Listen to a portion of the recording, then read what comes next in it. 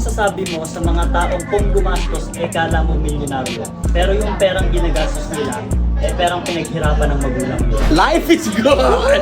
Life is good! Ikaw ang nakikinabang sa pinaghirapan ng magulang mo. Ang galing ng magulang mo. Doon sa standpoint ng magulang panalo sa akin yon. Ang problema mo nga lang doon, magkakaroon ka ng anak na weak. Di marunong maghanap buhay. Ang alam niya lang, hinihingi lang niya sa iyo yung pera, tapos makukuha na kagad niya lahat ng gusto niya. So ngayon, magkakaroon ka ng anak na weak. Hindi marunong maghanap buhay, hindi marunong magbanat ng buto. Ang tawag, balat sibuyas.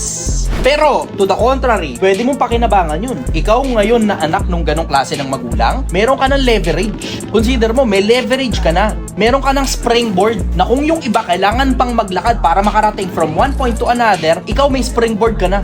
Makakarating ka na dun sa kung ano man gusto mong puntahan. Ang kailangan mo na lang i-work on yung sarili mo. Go out of your comfort zone and build something for yourself. Build